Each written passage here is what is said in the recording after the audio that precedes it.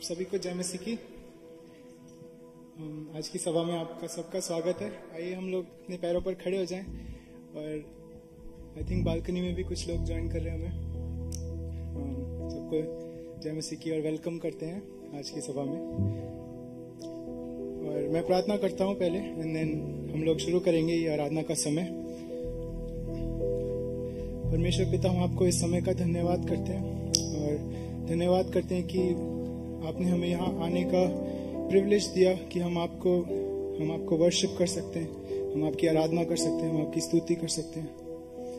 और परमेश्वर, मैं प्रार्थना करता हूँ कि जो कोई भी चीज़ हमें इस चीज़ से डिस्ट्रैक्ट कर सकती है, हमारा ध्यान दूर ले सकती है आपसे, परमेश्वर आप उस चीज़ को दूर कर दीजिए हमसे और हमारी आंखें और हमारा दिल सिर्फ आप पर ही फोकस रहे। इस समय को आपके हाथों में सौंपते हैं। ईच पर्सन जो भी हमें ज्वाइन करता है उसको आपके हाथों में सौंपते हैं, यीशु मसीह के नाम से, आमीन।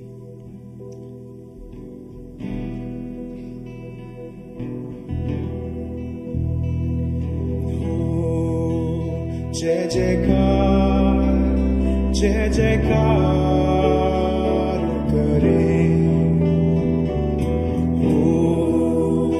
जय जयकार, जय जयकार करें। आइए मिलकर गाएं। ओ जय जयकार, जय जयकार करें। ओ जय जयकार, जय जयकार करें। है हमारा राजा, राजा दुख संकट से बचाता बचाता, हम पर अपनी करुणा करता और करता उपकार। क्यों ना उस पर धनवार दे अपना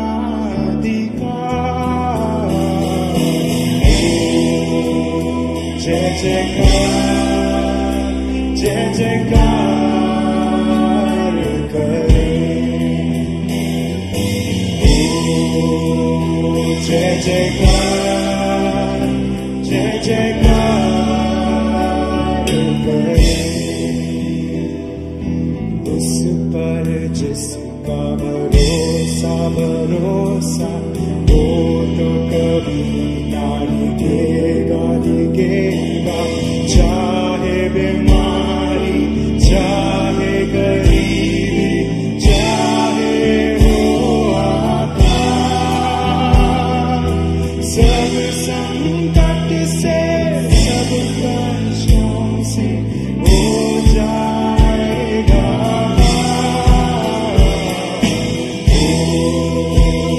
जय जयकार, जय जयकार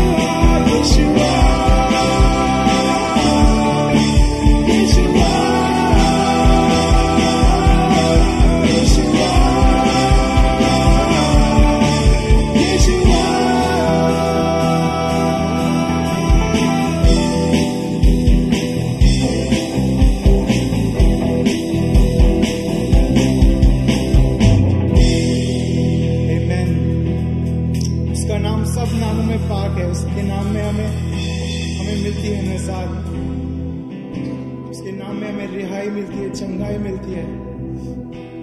उसी के नाम की हो दुहाई।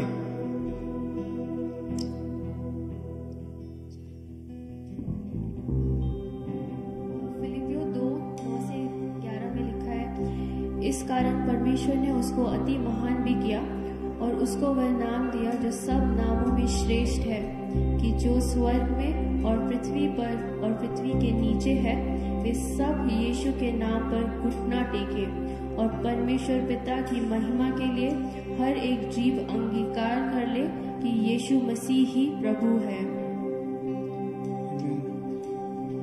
हर एक नाम उसके नाम पे घुटना टेके, लेकिन यीशु मसीह ही परमेश्वर का पुत्र है।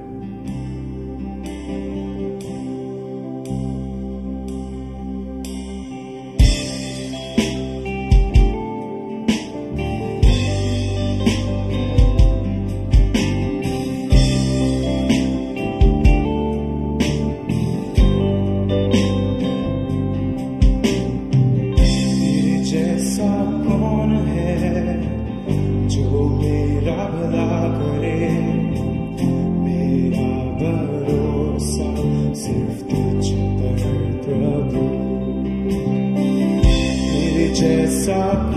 है जो मेरा भला करे, मेरा भरोसा सिर्फ तुझ पर प्रभु।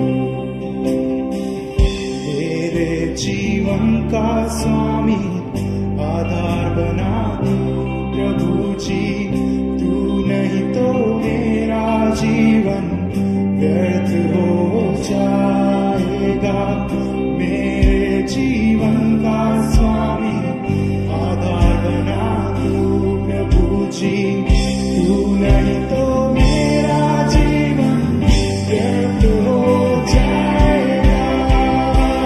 तेरे शरण आराधना, एलोहिम आराधना, अदोनाई आराधना, यीशुआ आराधना।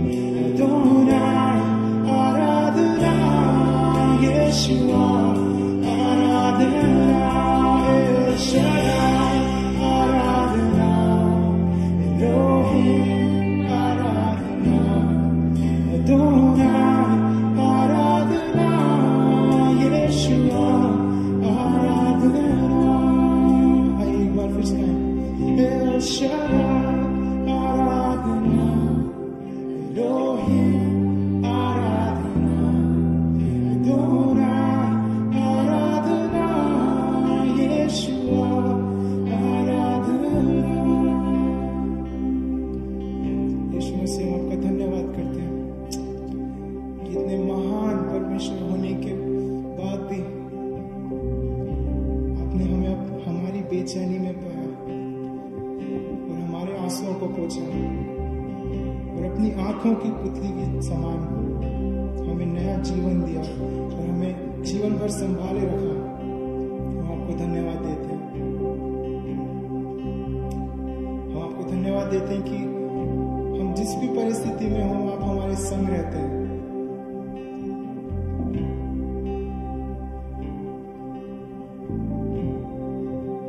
और आपकी योजना हमारे लिए हमेशा भलाई की होती है, इसलिए हम आपको धन्यवाद देते हैं।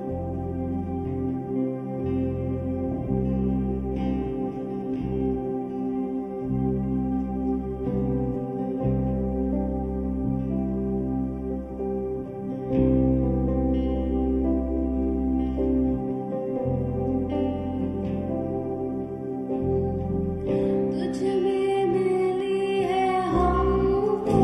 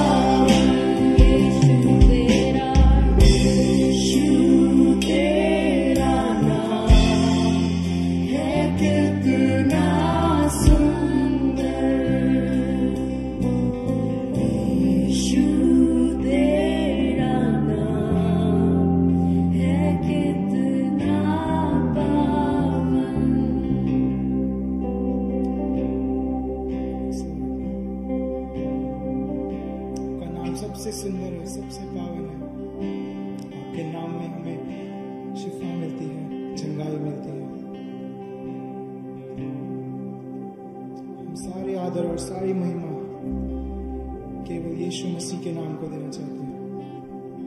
आइए क्यों ना हम अपनी आवाज़ों को उठाकर उसका धन्यवाद करें और उसकी स्तुति करें, उसकी आराधना करें, एक साथ मिलकर उसका धन्यवाद करें।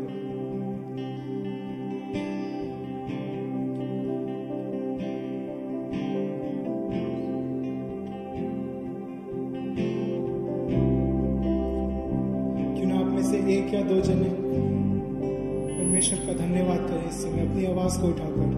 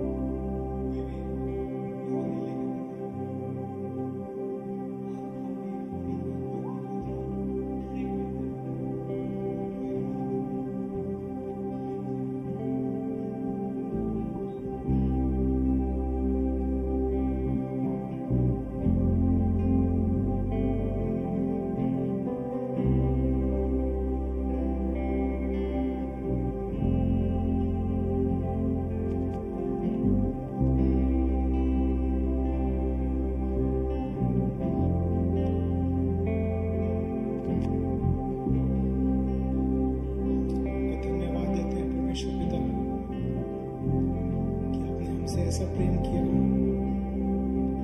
कि आपने अपना इकलौता पुत्र हमें दे दिया ताकि जो कोई इस पर विश्वास करे वह नाश न हो, अनंत जीवन पाए।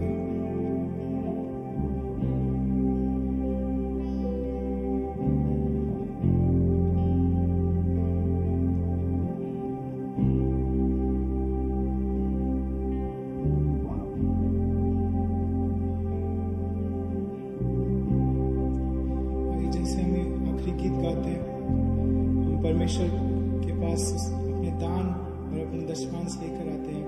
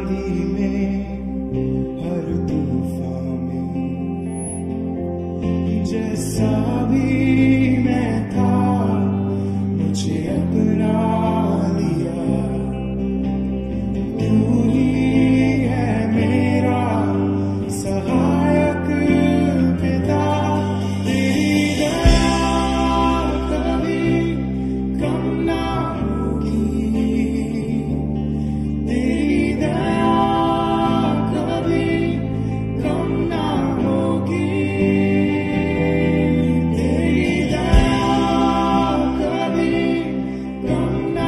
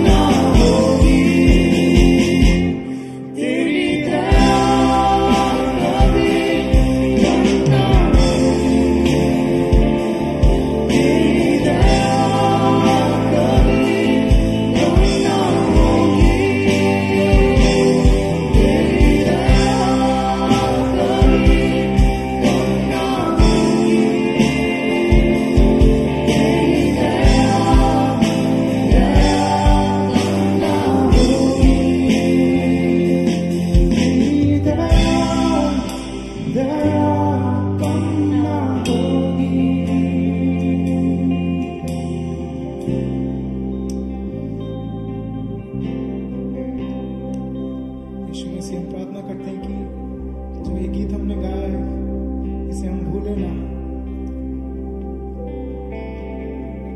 कि आपकी दया कभी कम नहीं होगी। हम आपको धन्यवाद देते हैं कि जैसे भी हम थे आपने हमें अपना लिया है, और हम आपको धन्यवाद देते हैं कि आप हमें वैसा नहीं रहने देते, आप हमें बदलते हैं दिन प्रतिदिन और हमें नया बनाते हैं, हमें परफेक्ट बनाते हैं धीरे धीरे। यीशु मसीह हम धन्यवाद देते हैं कि आप में हमारे पास वो आशा है कि एक दिन हम आपके सुन होंगे,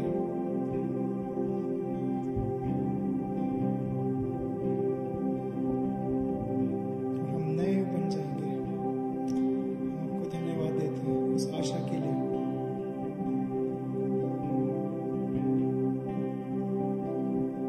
आप हमसे बात कीजिए यीशु मसीह अपने वचन के द्वारा।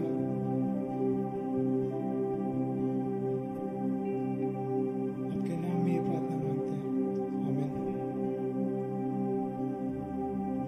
आप सब बैठ सकते हैं।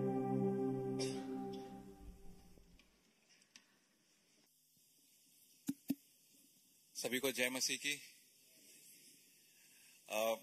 हमारी अनाउंसमेंट्स तो कुछ ज्यादा नहीं है, बस पिकनिक हम लोग 21 तारीख को कर रहे हैं ऑर्गेनाइज। तो आप अपने आप को रजिस्टर करना चाहते हैं तो बाहर जाते समय अपना नाम लिखवा सकते हैं। जगदीश भाई ऊपर हैं तो आप उनसे मिल सकते हैं, या पास्टर हर्षित से या मेरे से। एंड अगले संडे को right after church we will go for picnic. तो उसके लिए प्रार्थना करेंगे, फिर वचन में जाएंगे। प्रभु जी धन्यवाद देते हैं आज के लिए, आज के सुंदर समय के लिए, और एक वर्शिप के समय के लिए प्रभु जी, जहां पर हम आपकी स्तुति गा सके, आपकी महिमा कर सके प्रभु जी, और ये भी जान सके प्रभु जी कि आपकी दया कभी खत्म नहीं होती है प्रभु। आज हम लोग अपनी जिंदगियों में अलग अलग मंजर पे हैं, अलग अलग चीजें एक्सपीरियंस करी हैं, अलग अलग चीजों की अभिलाषाएं रखते हैं मालिक, और इन सब में हमसे त्रुटियां होती हैं, इन सब में हमारे अंदर कुछ कमी रह जाती है। मगर प्रभु आपका प्रेम, आपकी दया दृष्टि कभी खत्म नहीं होती है। मालिक हम प्रार्थना करते हैं कि आज जब वचन सुनते हैं तो वचन से हम एक ही चीज जान सकें कि आपका प्रेम, आपकी दया खत्म ना हो। जिस यंत्र को इस्तेमाल करते हैं वचन के लिए प्रभु जी, उसकी कमी बाधा ना बने वचन को पूर्णता से जानने के लिए। ये सारी प्रार्थनाएं प्रभु यीशु मसीह के नाम से करते हैं, आमीन। हम लोग इस समय नए नियम के कुछ विशेष कैरेक्टर्स का डिस्कशन कर रहे हैं। तो आज यूहन्ना का डिस्कशन करेंगे। ये जानेंगे कि यूहन्ना की लाइफ से हम क्या सीखते हैं। अपोस्टल जॉन, और अपोस्टल जॉन अगर आप वचन पढ़ रहे हों, गॉस्पेल्स पढ़ें, तो उसमें देखेंगे कि वो प्रभु यीशु मसीह के काफी प्रिय थे, काफी करीब थे, और एक छोटा सा ग्रुप था प्रभु यीशु मसीह के अपोस्टल्स के अंदर भी, पीटर, जेम्स एंड जॉन। और अपोस्टल यूहन्ना काफी मतलब प्रभु के उस समय एज का डिस्कशन नहीं है, मगर देखने से लगता है कि वो उम्र में थोड़े से कम होंगे प्रभु यीशु मसीह के। और जब उनका टाइम था 3 साल का, जब मिनिस्ट्री थी, तो उसमें काफी क्लोजली वर्क करा। अपोस्टल जॉन के बारे में ज्यादा लिखा वचन के हिसाब से पता नहीं चलता है, एक्सेप्ट फॉर दिस कि उन्होंने गॉस्पेल लिखा है, उन्होंने 3 लेटर्स लिखे हैं, जॉन 1, 2, 3, और अभी हमने जो सीरीज खत्म करी थी प्रकाशित वाक्य की, रेवलेशन की, तो उन्होंने रेवलेशन लिखा है। और एक चीज मुझे हमेशा आती है याद कि अपोस्टल जॉन जो हैं वो यीशु मसीह के काफी करीबी रहे होंगे। और हम ये कह सकते हैं कि जब यीशु मसीह की मिनिस्ट्री अगर स्टार्ट हुई 30 की उम्र में, तो 33 तक उनको क्रूस पे चढ़ाया गया। अपोस्टल जॉन जो हैं वो उम्र में कम होंगे, तो वो 25-26 के रहे होंगे, या और भी कम कर सकते हैं आप। तो 3 साल उनके साथ रहे, तो लगभग 7-8 साल का फर्क था उनका। और जब प्रकाशित वाक्य रेवलेशन लिखा जाता है तो ये कहा जाता है कि वो मिड 80s में होंगे, क्योंकि 92 में उनको दर्शन आया और पैटमोस के आइलैंड पे जाके उन्होंने लिखा। तो आप सोच सकते हैं कि जिस व्यक्ति ने यीशु मसीह के साथ 3 साल बड़ी घनिष्ठता से बिताए, दोस्त की तरह, बड़े भाई की तरह, परमेश्वर की तरह, और एकदम से यीशु मसीह क्रूस पे चढ़ा दिए जाते हैं, और क्रूस पे चढ़ाते समय यीशु मसीह उनको ही अपनी मां को सौंप के जाते हैं और वो उनका परिवार का ध्यान रखते हैं। और फिर एक के बाद एक अपोस्टल्स को वीरगति प्राप्त होती है, सबको मारा जाता है। आप देखेंगे बिब्लिकल हिस्ट्री में भी लिखा है। अपोस्टल जॉन की वो 2 उन पे अटेम्प्ट्स होते हैं और वो बच जाते हैं, और लगभग पैटमोस आइलैंड पे पहुंचते पहुंचते काफी बुजुर्ग हो जाते हैं वो। और जब दर्शन आता है तो प्रकाशित वाक्य में लिखा है कि प्रभु यीशु मसीह अपना दाहिना हाथ दर्शन में उनके ऊपर रखते हैं। आप सोच सकते हैं उस समय, मतलब विचार करिए कि लगभग 50 साल के बाद उनको प्रभु यीशु मसीह साक्षात दिखते हैं। कितना प्रेम करते थे यीशु मसीह से। और वही यीशु मसीह अब वापस आते हैं बुजुर्ग अवस्था में। उनके गिने हुए दिन होंगे उस समय, कुछ पता नहीं कितने दिन और जिए, मगर इनका कार्य था प्रकाशित वाक्य लिखकर हमारे लिए देने के लिए। और उस समय प्रभु यीशु मसीह उनका दाहिना हाथ उनके ऊपर रखते हैं और एक ही चीज कहते हैं, मत डर, फियर नॉट। डरने के लिए आज की तारीख में हमारे पास बहुत कुछ है। 2000 साल पहले ही प्रभु ने बोला मत डर। आज हम लोग इसी विषय पे बात करेंगे। आज हम इसी विषय से जानेंगे, क्योंकि अगर जॉन की लाइफ को देखना है तो मैं बड़ा माइन्यूटली भी जा सकते हैं, बट मैं एक ही चीज लेकर चलेंगे कि उन्होंने अगर जो सीखा अपनी लाइफ में, नहीं डरना। प्रभु का प्रेम देखा और उस प्रेम से वो डर दूर गया।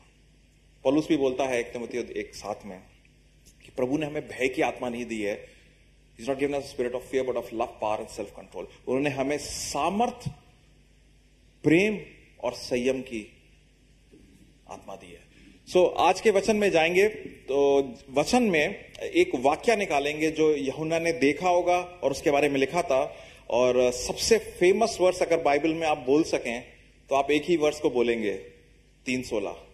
और वो 3:16 का जो बिल्डअप है उसके बारे में मैं डिस्कस करूंगा, क्योंकि वो वर्स जो लिखी है 3 चैप्टर में 16वें वर्स पे ऐसे ही रैंडमली नहीं आ गई है, उसका बिल्डअप है। और ये देखना हमारा बहुत जरूरी है कि अगर इतनी ज्यादा प्रख्यात वर्स है, इस वर्स में पूरी बाइबल, इस वर्स में पूरा प्रभु का जो शब्द है वो घुटक के दे दिया गया है, तो उसका बिल्डअप क्या है। और उसके बिल्डअप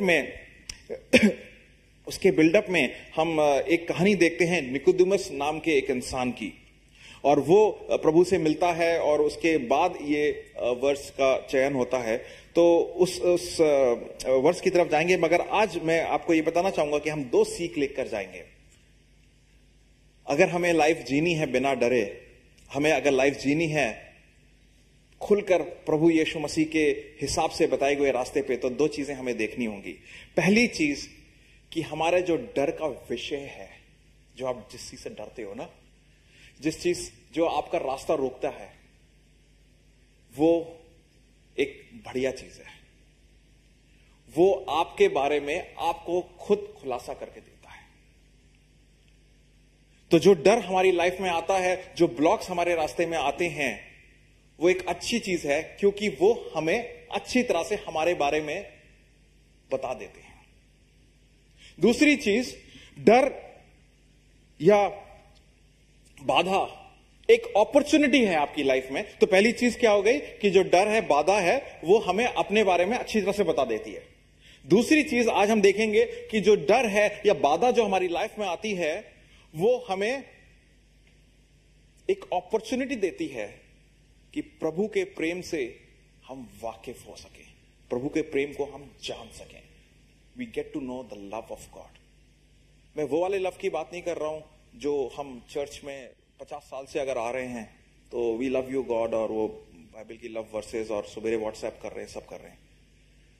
जब आदमी अकेला होता है, रो रहा होता है, फंसा हुआ होता है, जब उस समय जब प्रभु का प्रेम नजर आता है, वो वाली प्रेम की बात कर रहा हूं। और वो होता है असली प्रेम। प्रभु का प्रेम तो हमेशा रहता है, आप चाहे प्रभु को याद करो नहीं करो तब भी प्रेम करता है, मगर जब आप महसूस करते हैं, when you feel the love of God, and it is over here in the crisis, in the roadblocks of your life, you will get to know about yourself, you will be completely exposed, and you will know the love of God. आप अपने आप को जानेंगे, आप प्रभु के प्रेम को जानेंगे। तो ये दो चीजें चलते हैं। एक दफा की कहानी है, एक शिप जा रहा था और वो शिप में दो बंदे बैठे थे और वो शिप एक बहुत विशाल शिप था, एक नेवी का शिप था और वो जहां पे भी जाता था मतलब खुला जाता था, कोई डर नहीं था, कोई रोक टोक नहीं थी और बहुत ज्यादा उसके एक्सपीरियंस थे, उसके कप्तान साहब थे, वो बहुत ज्यादा एक्सपीरियंस नेवी के सीमन रहे हैं। सो वो जब जाते हैं तो उनको रडार पे एक ब्लिप दिखता है आगे और वो जो उनका वो रडार देखने वाले होते हैं उनको कहते हैं सर ये तो एक सामने कुछ एक वो है, कुछ बाधा आ गई है। कहते हैं अच्छा, आज तक मेरे सामने कोई बाधा नहीं आई है, उनको बोलो अपना रास्ता चेंज कर लें।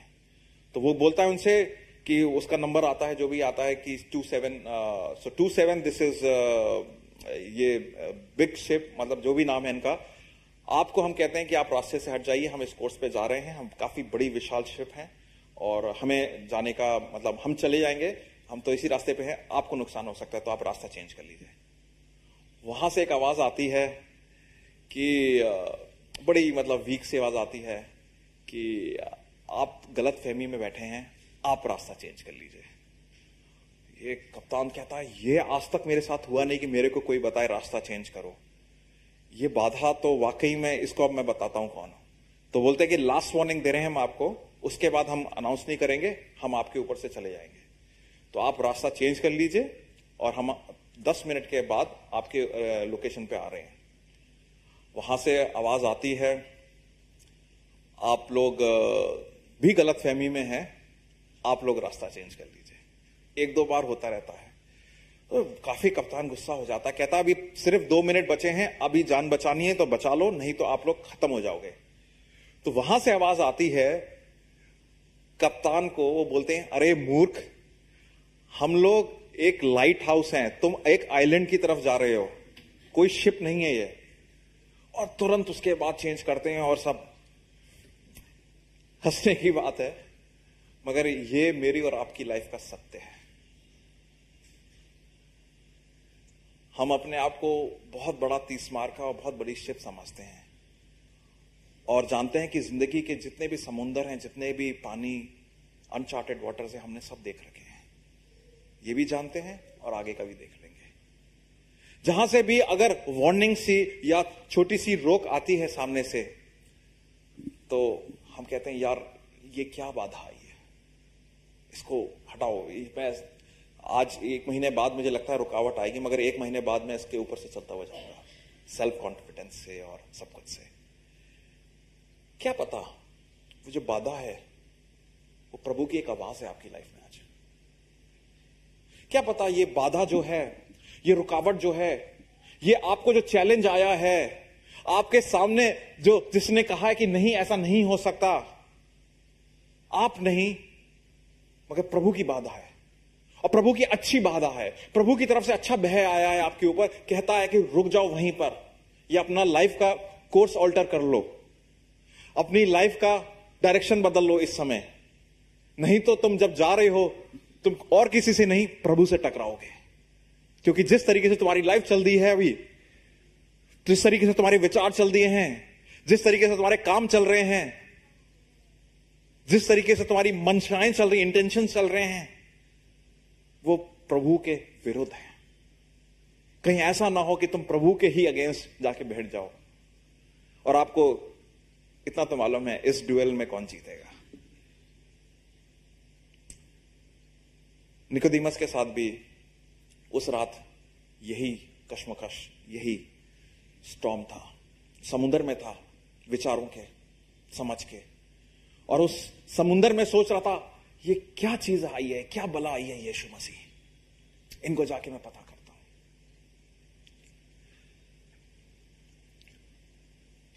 यूहन्ना 3:2 में लिखा है, फरीसियों में से निकोदेमस नाम का एक मनुष्य था जो यहूदियों का सरदार था। तो आप ये समझिए कि ये काफी विख्यात पोजीशन में, he was a high intellectual, high level intellectual, समझदार था, उसके पास डिग्रीज होंगी, अगर हम कह सकते हैं बाइबल कॉलेज करके आया होगा, पीएचडी भी करी होगी उसने, और सब कुछ पढ़ने के बाद लोगों को काटा होगा इधर उधर करके, अपनी इमेज बनाई होगी, सब कुछ करा होगा उसने जो करते हैं सब अपनी इमेज बनाने के लिए। और तभी लिखा है कि सरदार था। उसने रात को, अब आप नोटिस करिए कब जा रहा है, रात को क्या होता है, सूरज नहीं होता है, दिखता नहीं है, तो वो सारे काम, वो सारे इंटेंशंस रात को निकल के आते हैं जो हम नहीं चाहते हैं दूसरे देखें। वो रात को यीशु के पास आकर उससे कहता है, हे रबी, हम जानते हैं कि तू परमेश्वर की ओर से गुरु होकर आया है। अब आप एक चीज नोट करिए, ये बंदा जो है काफी विख्यात सरदार है, मतलब विख्यात ज्ञानी रिलीजियस आदमी है, और ऊपर से प्रभु यीशु मसीह को क्या कह रहा है, मैं जानता हूं आप कहां से आए हो, ये प्रभु की तरफ से आए हो। He is accepting the fact that Jesus Christ the man of God. अब आप ये भूल जाइए कि हम यीशु मसीह अभी भगवान है, प्रभु है हमारे लिए सब। अब वापस चले जाइए 2000 साल पहले, यीशु मसीह क्रूस चढ़ने से पहले चले जाइए।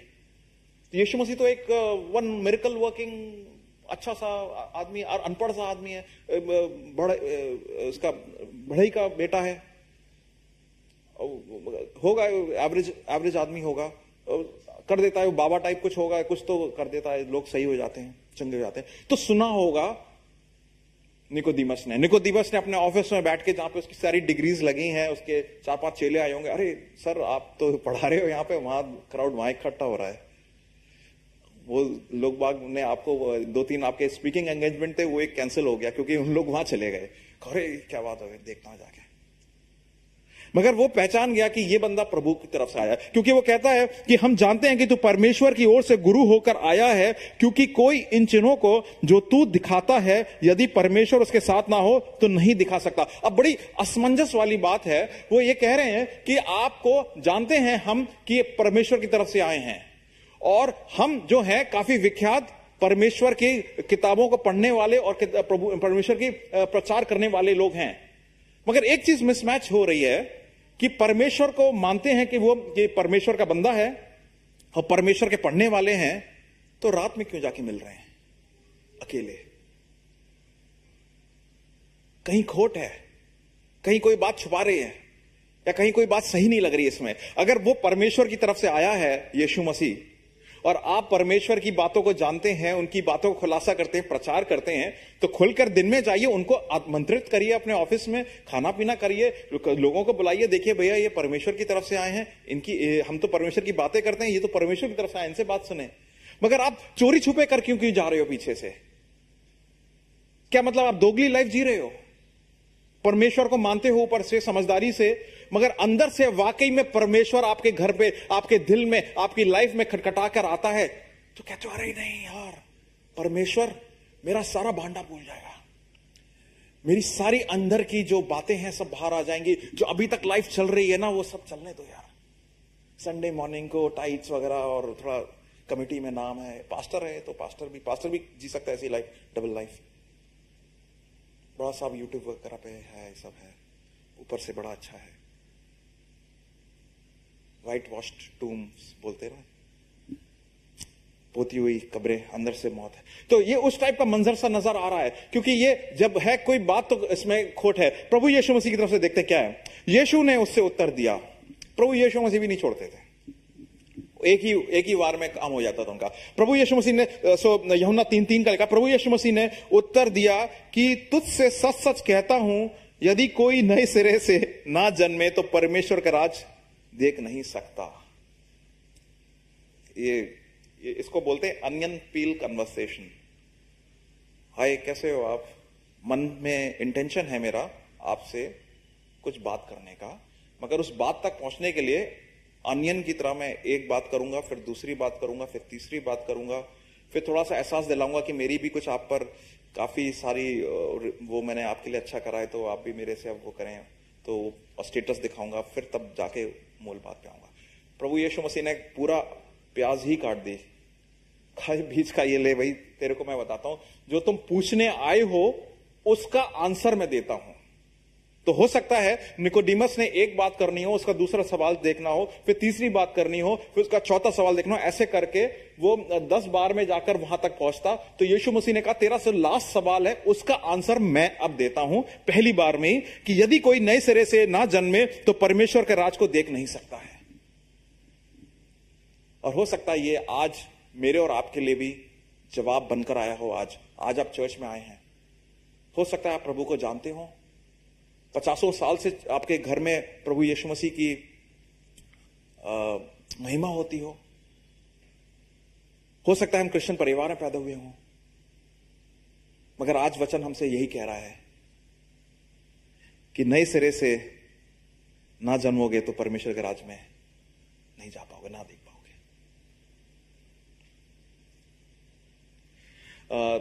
यहूदियों के लिए, जूस के लिए ये मानी हुई प्रथा थी कि अगर वो यहूदी घराने में पैदा हुए हैं तो वो वाकई में प्रभु का राज्य देखेंगे, प्रभु के राज्य में जाएंगे। और अगर बहुत घोर पाप करा होगा तब थोड़ा सा सेटलमेंट हो सकता है इधर उधर, मगर वो तो जाएंगे, मतलब है, जाना ही है। मगर यहां पर निकोदिमस ने उससे आगे 4वें वर्ष में कहा, मनुष्य जब, अब निकोदिमस तो बात में फंस गया, तो कहा अरे ये कौन सी बात हो गई, ये तो मुझे आंसर ही मिल गया, मगर मैं तो वहां पहुंचा नहीं। और वो यहां तक काफी मतलब विख्यात था, तो उसको आदत लग गई थी थोड़े चमचों की बैठने की चारों तरफ और थोड़ी आओ भगत की। तो उसने कहा ये तो कोई भी बात ही नहीं हुई, ना प्लेजेंटली बात करी, ना तो वहां बोल दिया। तो उसने कहा चलो मैं बात बनाता हूं। तो उसने कहा मनुष्य जब बूढ़ा हो गया तो क्यों कर जन्म ले सकता है? क्या वो अपनी माता के घर में दूसरी बार प्रवेश कर जन्म ले सकता है? यीशु ने उत्तर दिया कि मैं तुझसे सच सच कहता हूं, जब तक कोई मनुष्य जल और आत्मा से ना जन्मे तो वो परमेश्वर के राज में प्रवेश नहीं कर सकता। मैं रिक्वेस्ट करूंगा कोई भाई इज़ीकियल 36 खोल लीजिएगा, वो इस पार्ट में आएगा, इज़ीकियल 36। और किसी से मैं ये भी कहूंगा कि नंबर्स 21 गिनती 21 भी खोल लीजिएगा अलग से, ताकि वो बाद में हम देखेंगे। तो यहां पर वो प्रभु बोल रहे हैं उनसे कि जब तक तुम जल और आत्मा से नहीं धुले होगे तो तुम राज में प्रवेश नहीं कर सकते हो। इसका मतलब ये नहीं है, जल का मतलब ये नहीं है कि आप जन्मे हैं तो जल इज अ फिजिकल थिंग, आत्मा दिखती नहीं है तो जल इज अ फिजिकल थिंग। का मतलब यह है कि आप जब तक मन से परिवर्तित नहीं होंगे या आत्मा में प्रभु की आत्मा आपको सेकंड टाइम दोबारा कोई और चीज ना आपके साथ हो, तो वो आपका एक्सपीरियंस कम रह जाता है। कभी कभार इस वर्स को लोग गलत तरीके से इंटरप्रेट करते हैं, कहते हैं कि आपका फर्स्ट जो बैप्टिज्म है प्रभु को मान के बैप्टिज्म लेना है, second baptism of the spirit है, ये सारी चीजें आती हैं। आई एम नॉट सेइंग कि लोग गलत बोल रहे हैं, सही बोल रहे हैं, मैं वचन के हिसाब से बता रहा हूं जो वचन में लिखा है। वचन में यहां पे लिखा है, जब यीशु मसीह कहते हैं तब तक कोई मनुष्य जल और आत्मा में ना जन्मे तो वो परमेश्वर के राज में प्रवेश नहीं हो सकता। It is not two type of births Jesus is talking about, कि एक वाटर बैप्टिज्म और उसका स्पिरिचुअल बैप्टिज्म। प्रभु कह रहे हैं कि एक ही बार में आपको प्रभु अंदर से बाहर धोकर नया तैयार करके दे देगा। वो कैसे? इज़ीकियल में देखते हैं इसके बारे में क्या लिखा है। इज़ीकियल 36 25 से 27 पढ़ दीजिएगा। ये नई वाचा, जब नया कवेनेंट जब प्रभु यीशु मसीह के द्वारा आया, उसके बारे में इज़ीकियल ने पहले ही भविष्यवाणी दे दी थी। और यहां पर जो बहन ने जो वचन पढ़ा है, वचन में साफ तरीके से यहां से बात आ रही है कि प्रभु आपके ऊपर पूरा अंदर से लेके बाहर तक स्वच्छ बनाएंगे, इस योग्य बनाएंगे कि आप प्रभु के भवन में आ सकें, प्रभु के सम्मुख आ सकें। और प्रभु के सम्मुख, प्रभु के भवन में आने के बाद पवित्र आत्मा के द्वारा आप प्रभु के लिए जी सकें, कार्य कर सकें। कहीं आज जो बाधा है, जो डर है आपकी लाइफ में, कहीं ऐसा तो नहीं है कि प्रभु धीमे धीमे रैटल कर रहा है आपकी लाइफ को, प्रभु धीमे धीमे चीजें अनस्टेबल कर रहा है आपकी लाइफ में जो सेटल्ड हैं बहुत दिनों से। इतनी सेटल्ड हो गई कि धूल मट्टी आ गई है और हम इतने ज्यादा उसके प्रति अच्छा लगने लगा कि यही मेरा लाइफ है, यही मेरी जीवन शैली है। दिल्ली वालों से आप पूछिए, बाहर पॉल्यूशन के बारे में पता ही नहीं चलता है। विदेश से और इधर उधर से दोस्त मेरे को फोन करते हैं और यार ऐसे फोन करते हैं कि हम कल ही मर जाएंगे। मैं कोई नहीं यार, 1 हफ्ता ही कम हुआ होगा लाइफ में मेरे, और क्या है, और इससे ज्यादा क्या है, 6 महीने। अब इतना पोल्यूशन है, हमें समझ में नहीं आता है। मैं तो कभी कभार यही सोचता रहता हूं, प्रभु आप 15 दिन की बारिश ही दे दो दिवाली के सीजन में। एनीवे, मतलब ये इस टाइप की लाइफस्टाइल अगर कहीं तो नहीं आ गई है, और प्रभु उस लाइफ में बारिश दे रहा है, उस लाइफ में जो सेटल हो गई इसको हिला रहा है। रात में हम लोग सो रहे हैं आराम से और कोई चीज परेशान कर रही दरवाजे पे टकाटक, कुछ ऐसा हो रहा है आपकी लाइफ में। तो हो सकता है कि प्रभु आपसे बात करना चाह रहा है आज, आपको बता रहा है कि तुम मुझे मानते तो हो प्रभु निकोदेमुस की तरह, मगर मेरे पास सबके सामने आने में कतराते हो, इसलिए अपने रात के अंधेरे में साइड से आते हो, मानते भी हो और सीधी बात भी नहीं करते हो। आज मैं तुमसे सीधी बात करता हूं और यह कहता हूं कि ये नई शुरुआत का समय है। Everything has to start afresh. अगर नहीं है तो आप वहीं पे फंसे रहोगे, एक बैंडेज लगा लोगे और चोट पे, और उसी तरीके से जियोगे, या छोटा मोटा एमसील से काम चला लोगे। मगर प्रभु कह रहा है नहीं, मैं एक नया स्ट्रक्चर स्टार्ट करूंगा। एमसील में खर्चा करने की जरूरत नहीं है, बैंडेज वगैरह ठीक है, मगर मैं पूरी तरीके से एक नया बदन, नई समझ, एक नई आत्मा और नया जहन दे दूंगा ताकि तुम नया जीवन जियो। और वहीं पर ये वाली बात आके आती है। तो पहली चीज, आज आपकी लाइफ में कौन सी एक ऐसी बाधा है, कौन सा एक ऐसा डर है, आप उसको ध्यान से देखें। कौन से एक व्यक्ति के द्वारा आता है, कौन से एक सिचुएशन के द्वारा आता है, कौन से एक सीजन के द्वारा आपके लाइफ में आया है। कहीं प्रभु आपसे बात तो नहीं कर रहा है? क्योंकि हमारी लाइफ की जो बाधाएं आती हैं वो हमें पूर्णता से एक्सपोज कर देती हैं।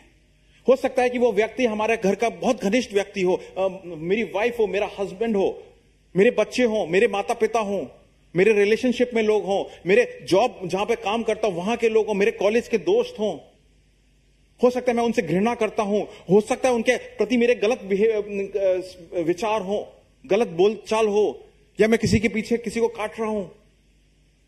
प्रभु इस सिचुएशन के द्वारा, उस व्यक्ति के द्वारा, या उस सीजन के द्वारा, उस आदमी के द्वारा आपको आपकी असलियत दिखा रहा है कि आप अगर कर रहे हो ऐसा तो क्यों कर रहे हो।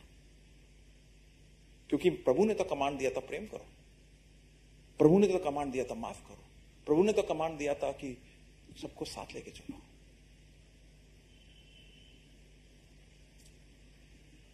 ये एक ही पहलू है, बहुत सारे पहलू हो सकते हैं मेरे बाधा के, मेरी लाइफ के जो भी चीजें आ रही हैं।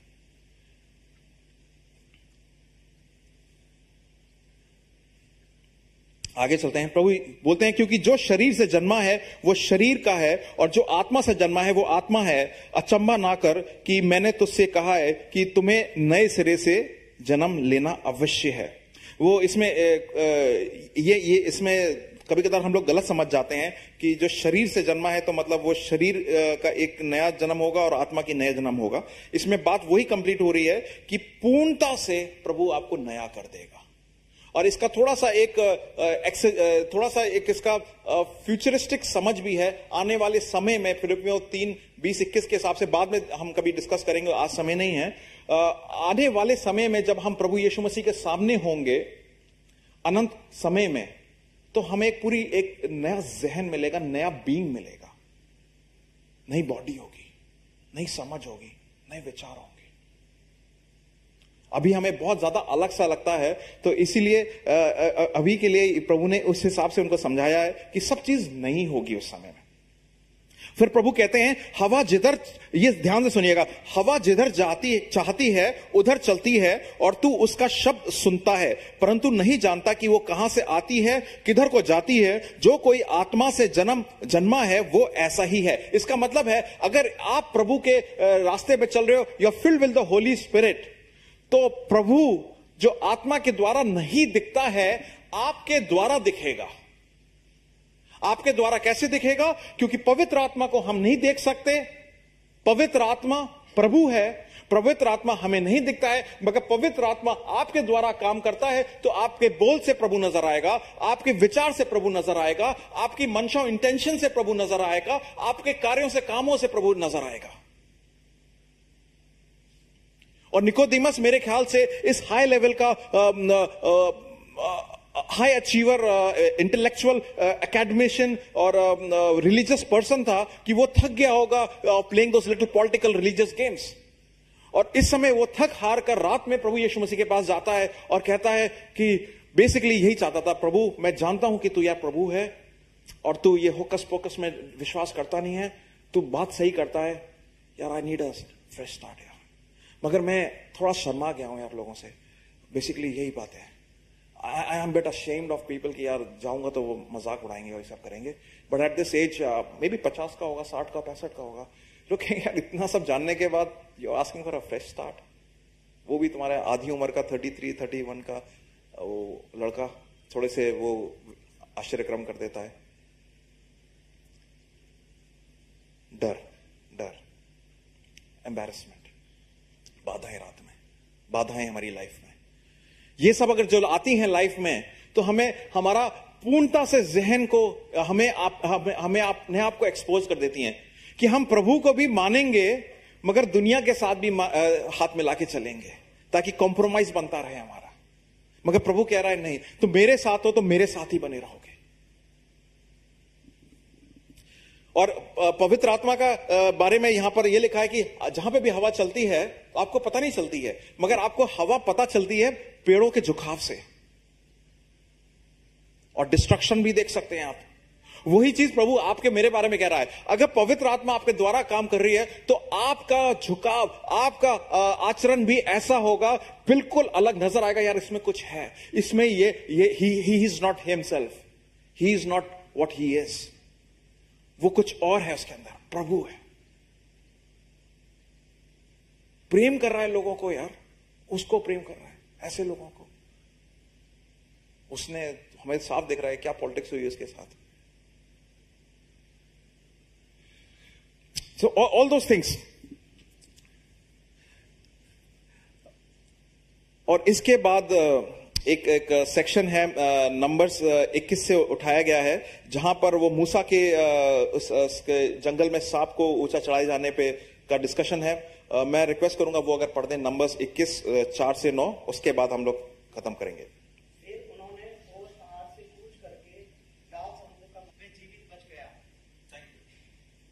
ये एक अच्छा सेक्शन है समझदारी के लिए, और काफी इसमें मतलब बहुत सारे सत्य भरे हुए हैं, मगर मैं एक ही चीज को हम निकालेंगे कि सांप को, जो पीतल के सांप को देखकर जो बच गया।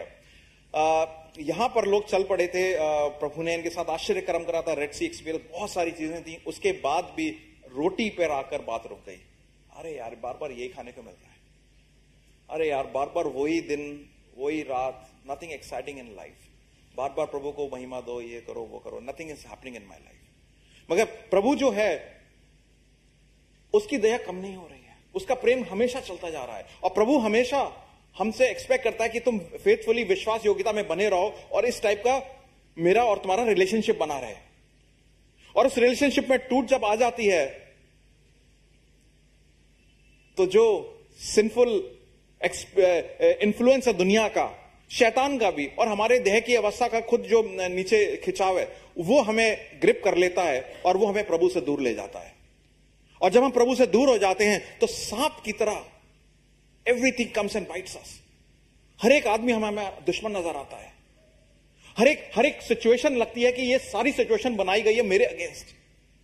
हर एक चीज मुझे ऐसी लगती है कि यार मेरे अगेंस्ट ही क्यों सारा साजिश बनाई जा रही है।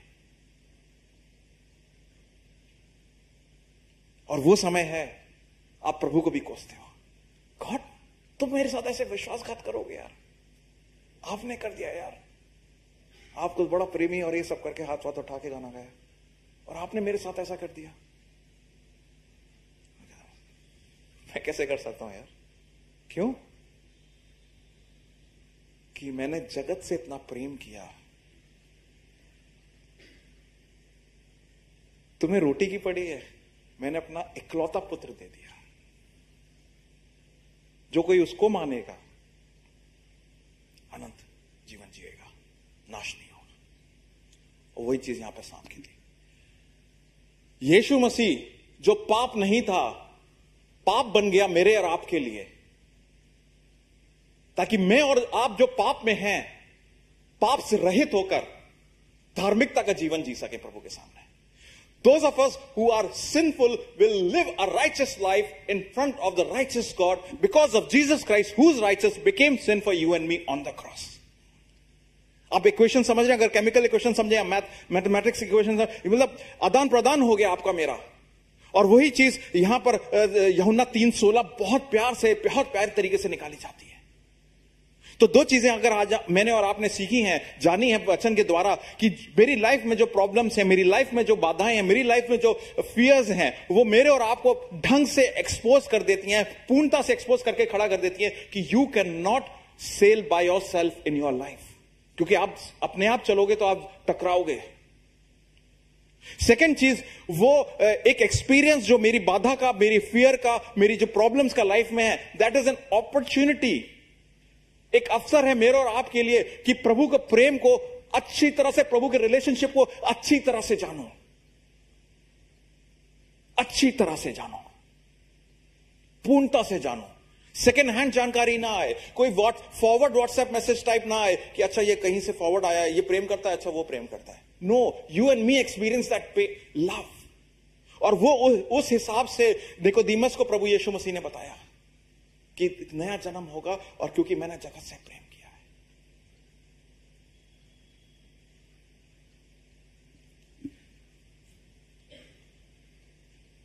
यूहन्ना 3:17 को लीजिएगा। आपको मैं एक एग्जाम्पल देता हूं। मेरे बच्चे हैं, 11 साल की लड़की है, 7 साल का लड़का है। एंड लास्ट ईयर एक ऐसा मेरा फ्रेंड के साथ एक ऐसा एक्सपीरियंस था कि वो लॉयर है एंड अच्छे प्रैक्टिस है उनकी। एंड एक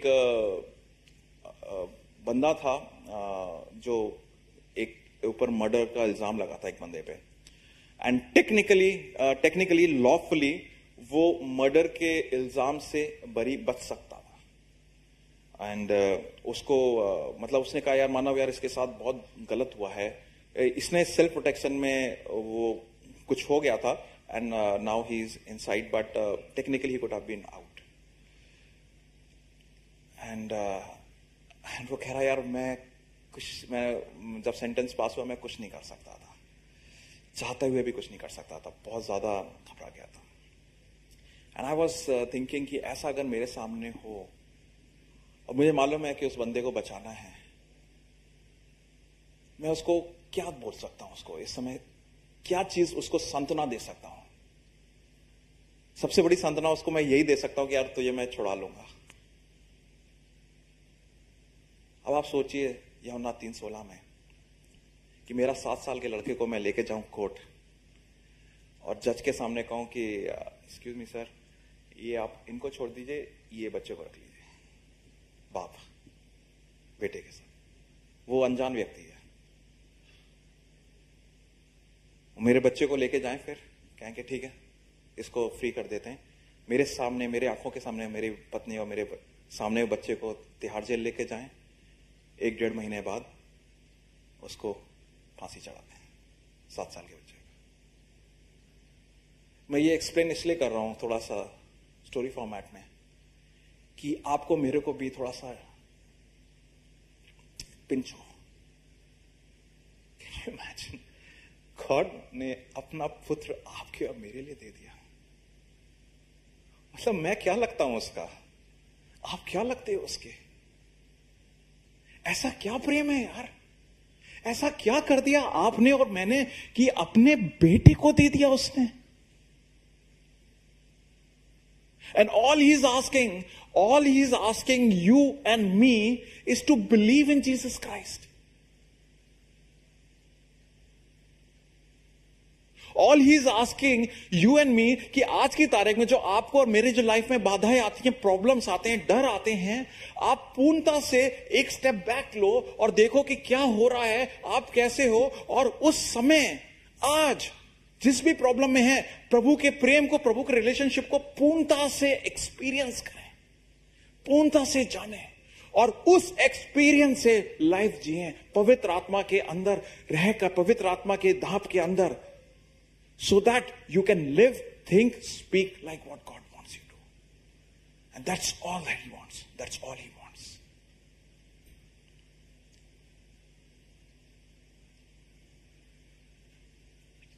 तो आज आपका रिलेशनशिप प्रभु के साथ कैसा है? अगर आपको लगता है कि प्रभु बस बाइबल पढ़ने का, प्रेयर करने का, आंटी प्रेयर करा दो, ये करा दो, वो करा दो, ताकि थोड़ा सा रडार में भी रहें, हम चर्च में भी ठीक चल रहा है, लेट्स गेट रियल यार, लेट्स गेट रियल। ये flirting around with God stun, just ये पसंद नहीं है प्रभु को। खुद कहता है कि मेरे को सैक्रिफाइसेस पसंद नहीं तुम्हारे, मुझे पसंद है टूटा हुआ दिल पसंद है। I like a broken heart, a broken spirit, all that's all I need. दिखावा नहीं चलता है। वो बहुत अच्छा, उनको दिखाओ, वो पास्टर मानव को दिखा दो यार, वैसे ही वो आधे समझ का है, वो ही इससे खुश हो जाएगा कि भाई ये आते हैं चर्च। मेरे सामने नहीं चलेगा ये सब। पास्टर हर्षद तब भी थोड़ा स्मार्ट है, उससे वो थोड़ा भी देख लेगा वो बंदे का दिल, बट वो भी इंसान है। मेरे सामने ये सब नहीं चलेगा। मेरे सामने बेटा जैसे हो, बच्चे जैसी हो, आ जाओ, I love you anyway, I accept you anyway. And bring your fears, bring your problems, bring your obstructions, जैसे हैं वैसे ही लेकर आओ, और तब देखो जब मैं तुम्हारे द्वारा काम करता हूं, तुम कहां कहां जाओगे, क्या क्या नहीं करोगे, क्या क्या नहीं दिखा सकते हो। जो जो मन में इच्छाएं थी मेरे हिसाब से चलने की, वो सारी चीजें तुम्हारे थ्रू पूरा करूंगा, और तुम देखोगे कि वाकई में प्रभु के साथ जीवन जीने में क्या आनंद आता है, क्या क्या क्या चीजें बदल जाती हैं। And that's real living, that's real life. और विश्वास नहीं है तो आप जानिए, अब ये देखिए यूहन्ना 3:17, अगर विश्वास नहीं है प्रभु के प्रेम के ऊपर, तो देखिए प्रभु का प्रेम का एक्चुअल टेस्ट ये है। 3:16 तो पढ़ते हैं मगर 3:17 नहीं पढ़ते हैं। ये बताएगा आपको कि प्रभु का एक्चुअल प्रेम क्या है। परमेश्वर ने अपने पुत्र को जगत में इसलिए नहीं भेजा कि वे जगत पर दंड की आज्ञा दे, परंतु इसलिए कि जगत उसके द्वारा उद्धार पाए। आपको कंडेम करने के लिए नहीं, आपको जलील करने के लिए नहीं, आपको सबके सामने दोषी दिखा के अपने आप को ज्यादा ये दिखाने के लिए नहीं कि मैंने ये कर दिया। No no no, he loves you यार। आपको उद्धार मिले, आप सेव रहे हमेशा के लिए, and that's all he wants, वही वो चाहता है। तो दो चीजें जो आज आपके जो डर हैं, खौफ हैं, ये सारी चीजें हैं, आप उनको आप देखें, इवैल्यूएट करें, वो आपको अच्छी तरह से एक्सपोज करेंगे, and you will not be very happy with that. ठीक है, मगर ये एक अपॉर्चुनिटी होगी प्रभु के साथ एक नया रिलेशनशिप नई तरीके से स्टार्ट करने का। तो अगर आप आज प्रभु यीशु मसीह में हैं, बने हुए हैं, और आप देख रहे हैं कि रिलेशनशिप मेरा पीछे जा रहा था, तो आज एक अपॉर्चुनिटी दे रहा है प्रभु, उस रिलेशनशिप को वापस कायम करें, वापस स्टार्ट करें, and make it a strong one for life. और प्रभु दूसरी चीज ये बोल रहा है, अगर आपने यीशु मसीह का नाम सुना है मगर रिलेशनशिप नहीं बनाया, तो आज रिलेशनशिप स्टार्ट करें। आइए प्रार्थना करते हैं। प्रभु जी धन्यवाद देते हैं समय के लिए, इस अवसर के लिए कि हम प्रार्थना कर सके, मालिक वचन सुन सके, और यूहन्ना 3:16 आज हम अपने ऊपर लागू कर सके। इतना प्रेम करा कि अपना इकलौता पुत्र, प्रभु जी मैं पिता हूं, मुझे मालूम है बाप बेटे का प्रेम कैसा होता है। मैं विचार भी नहीं कर सकता, सोच भी नहीं सकता अपने बेटे को मैं बलि चढ़ा दूं, मगर तू बाप है, तू पिता है, तेरा दिल हृदय हमसे बड़ा है, हमसे दूर है, हमारी सोच समझ से ऊपर है। प्रभु जी मैं यही प्रार्थना करता हूं कि पवित्र आत्मा की उपस्थिति में आज हम जो डिसीजन लें आपके पास आने का, वो सही सोचा समझा डिसीजन हो, और वाकई में आपके साथ जो रिलेशनशिप कायम करें वो रिलेशनशिप फॉरएवर हो प्रभु जी, और उसमें कोई डर नहीं है, कोई खौफ नहीं है, कोई इंस्टेबिलिटी, इनसिक्योरिटी नहीं है, खुशी का जीवन है, जॉयफुल जीवन है, पीसफुल जीवन है। प्रभु जी मैं इस समय इस कलीसिया के लिए प्रार्थना करता हूं, प्रभु जी इनके ऊपर आपका पवित्र हाथ हो, पवित्र आत्मा की उपस्थिति हो, हर एक के घर में शांति और हर्ष बना रहे। आने वाले समय में हम काफी प्रॉब्लम्स देखेंगे, ऐसा नहीं है कि प्रॉब्लम्स नहीं आएंगी, मगर उन प्रॉब्लम्स के थ्रू हम चलते हुए जाएं, ये जानकर कि आप हमारे साथ हैं और हर एक चीज में हम शांति और खुशी पाएंगे। ये सारी प्रार्थनाएं प्रभु यीशु मसीह के नाम से मांगते हैं। सो जय मसीह की सभी को, and have a fantastic week. And इस हफ्ते में प्रॉब्लम्स आएंगी, उनको लिख लीजिएगा और देखिएगा इस प्रॉब्लम्स के थ्रू प्रभु आपको क्या बता रहा है आपके बारे में, और प्रभु का प्रेम कैसा नजर आता है। God bless you all. अगले हफ्ते पिकनिक पे प्लीज आइएगा। We would love to have all of you with us. तो 1:30 बजे से पिकनिक है, we'll go from the church. So yeah, God bless you, have a fantastic week.